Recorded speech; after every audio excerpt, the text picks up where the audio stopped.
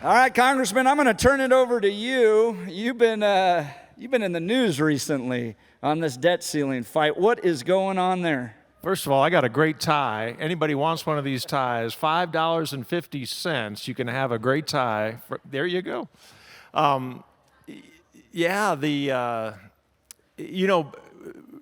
The media kept asking me, you're objecting to this bill. Do you want a default? And I said, it's not if, it's when. We're gonna default as a country. We're, in the next 18 months, because of this wonderful deal that the Republicans made with the Democrats, we're gonna add $4 trillion of debt at a minimum. It may very well be more than $4 trillion, but we are going to add $4 trillion of debt in 18 months. Take that out a little ways. The Biden budget had us at $58 trillion in 10 years, and the Republican budget had us at $53 trillion in 10 years. Folks, we don't survive that. And so we either fight now or we fight later. And there's so many media types out there that are supporting, Speaker McCarthy, supporting Leader McConnell. There's so many media types out there that think that the thing to do is just to be a team player. I told them on one of the news shows, I'm not on Team Republican, I'm on Team America, and Team America is going to go down if we don't change this. What were the conversations like within the Republican caucus on this vote? Because there was a number of them, good ones, including Congresswoman Bobart that voted against this. Give us a sense behind the scenes what was happening there right before that vote happened. Yeah, well, I was amazed how many people that I didn't think, non-Freedom Caucus members, people who vote towards the middle a lot, voted with us. I was really amazed that we had so many no votes.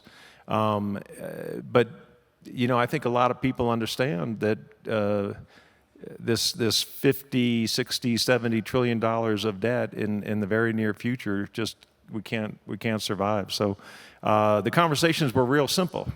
Ken, you've got to vote for this. No. That's how simple it was.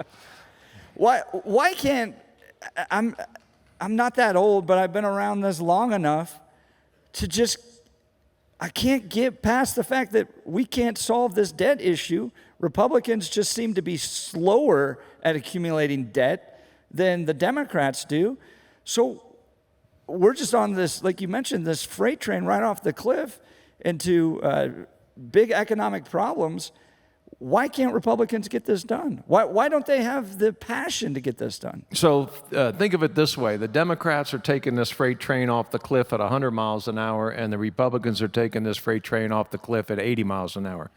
When you hit the bottom, it really doesn't matter whether you were going 100 or 80. It may be a few years difference, but it really doesn't matter. But here's the hard, cold reality. Social Security, Medicare, Medicaid, what we call in D.C., what they call the entitlements, are what drives our national debt. And so as Republicans were saying, well, part of this answer has to be we need to raise the retirement age. We have longer life expectancy now than we did 30, 40 years ago, so we've got to raise the retirement age. Democrats are saying, well, this cap where you don't have to pay into Social Security after your $140,000, up to $140,000 you pay in, over that you don't. That doesn't work. So Democrats want to increase that. We call that a tax increase. We're not for that. They don't want to see the age raised, and so there's a stalemate. So at some point, if we want to save Social Security, save Medicare, save those programs, and reduce the debt, the trajectory that we're on, we've got to start working on those entitlement programs. Now, for the first time ever, I heard a candidate for president say we need to work on these, and that was Mike Pence on his town hall the other night. But other than that, nobody has talked about the real important issue. Do you think it will be in this upcoming presidential election? I mean, we're going to hit this debt ceiling. We're going to hit this default. The economy is not doing well. I think we all feel this, like it's sputtering. There's a malaise. I think one other president used that term before, over our economy right now. Is this going to have to be a major issue in 2024? And do the Republican candidates not only just need to talk about it, but have a plan for this? Well, what President Biden did was unconscionable, and what the Democrats did was unconscionable when they spent more money at a time when it was going to result in inflation. Everybody knew it was going to result in inflation. And so the malaise really comes from overspending on the federal side. If we underspend on the federal side, we will actually invigorate. We'll lower interest rates, we'll have more capital investment, and we will invigorate our economy, which will produce more revenue and in turn help us reduce the national debt. So there is a way out of this, but it's going to take strong leadership to get out of this. And right now, neither party has strong leadership in Congress, and hopefully we get a strong president. Let's talk about the House Freedom Caucus. How are things going there with your colleagues in the House Freedom Caucus? You know, we grew and we are more divided than I've ever seen the House Freedom Caucus. There are some people in the House Freedom Caucus who voted for this debt bill. There are a lot of us who voted against it. There's a handful of us. It really started with 7 of us who decided we were going to shut down the floor this past week. And understand something. You know, the speaker says, well, but we had this great bill. It would have stopped the Democrats from, stopping new development with gas stoves. Folks, that never passes the Senate. It never gets signed by the president. So we have messaging bills that we can pass from the House.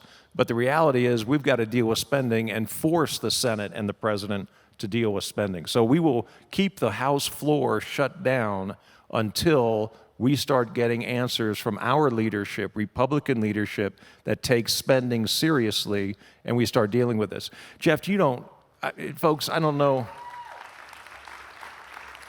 We have 1,118 programs, okay? 1,118 programs that are unauthorized in the federal government. So what does unauthorized mean? It means when they passed a program like the Endangered Species Act in 1973, it had a 5-year sunset on it. It went down, finished over in 5 years, unless it was reauthorized. So in 1978, it was reauthorized. It has not been reauthorized since, and every year we increase the spending to the Endangered Species Act. There's 1,118 programs like that in the federal government. So we have a House rule that we pass every Congress, Republicans and Democrats. You can't appropriate money to an unauthorized program. Makes sense, right? We waive that rule in every appropriations bill. And we appropriate to these unauthorized programs. So here's the question for you. Republicans, the speaker said when he wanted to be speaker, spending is my #1 priority. How many hearings do you think our committees or subcommittees have had on unauthorized programs to make sure that we're not wasting money and to take a hard look at these 1,118 programs? Anybody want to take a guess out there? How many programs? Zero. We've been in power 5 months, and we have looked at 0 unauthorized programs. Folks, it is a bipartisan bankruptcy. I understand why in Colorado, the largest voting bloc are unaffiliated voters. I get that, because both parties are at fault. And if we don't start to develop muscle memory on how to spend less, how to be fiscally responsible, we're never going to get it done, and we're going to see our country vanish. That's the sad reality. And by the way, I'm a very happy person. Well, you're a fighter. And let's go back to the very beginning of your career, because you and, was it Speaker Boehner at that point? You kind of ruffled some feathers back then. So you've always kind of gone the independent line in your career. Give us a little insight into how that results in your working relationships with the speaker. So when I first ran, I said to my constituents in the fighting 4th Congressional District, I am not going to D.C. to make friends, and I have succeeded.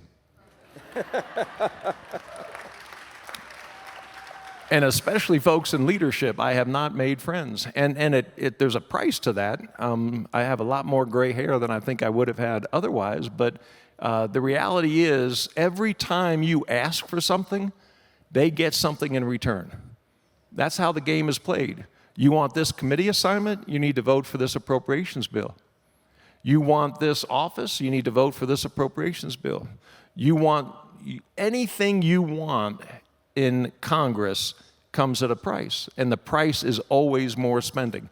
You want and we have plenty of needs in the 4th Congressional District for highway funds or some other issue. You want that? You got to vote for this other appropriations bill over here. So it is, there is the term quid pro quo wasn't just developed a few years ago. It's been around for a long, long time, and it's absolutely the way the game is played. I don't play that game. I haven't voted for an appropriations bill in years. I think I voted for 2 defense appropriations bills when I first got started because I felt like we need to make sure that we have a strong military, but I don't vote for any appropriations bills. You know what, Jeff? The military, they can find some ways to cut. Yeah, one of them is, and I've struck this out every single time, and they add it back in the Senate, and then it passes in Omni. The Office of Climate Change in the Department of Defense.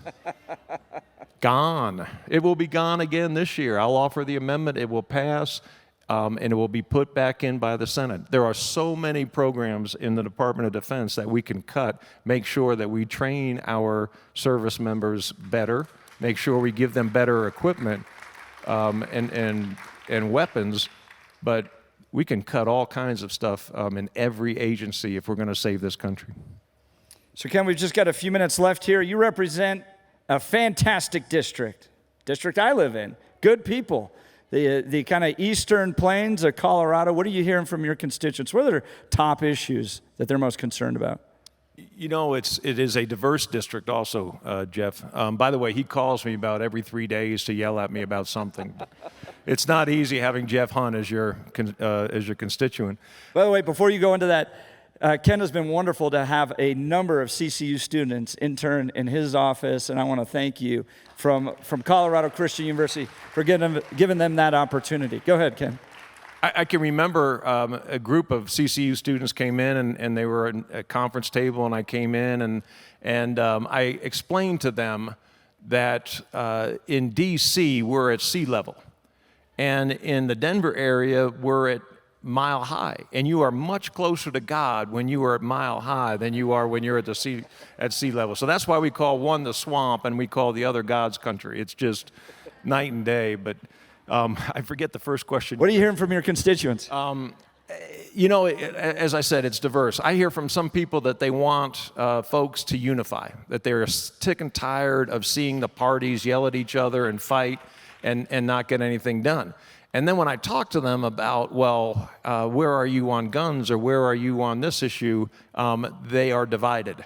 And so there's a reason that the elected officials are divided, because the population is divided. And absolutely, we have a lot more friendships and get a lot more done than anybody ever sees. But that's one big issue, is to make sure that the elected officials are working together to try to solve problems. Another issue I think that's huge, they're just sort of pocketbook issues, inflation. I just went and got some gas on my way down here. Gas is on the way up again. It makes sense. It's summertime. People are driving more. You got more demand, and the governors like Governor Polis and others are reducing supply in this country. So we're going to see gas prices go up during the summer. But inflation on food and gas and so many other areas, obviously from the eastern plains, especially northern Colorado, we have a lot of issues involving energy production. And why are they shutting down energy production here in America? We have an energy policy that makes no sense to most people, and we've got to get some common sense approaches to energy production in America. Well, Ken, I appreciate all the fighting you're doing on behalf of the constituents and people like me who want conservative values, and especially on this budget, a willingness to push back. So God bless you. Thanks for creating opportunities for our CCU students. Let's give Ken Buck a round of applause here. Thank you, folks. Thank you, brother.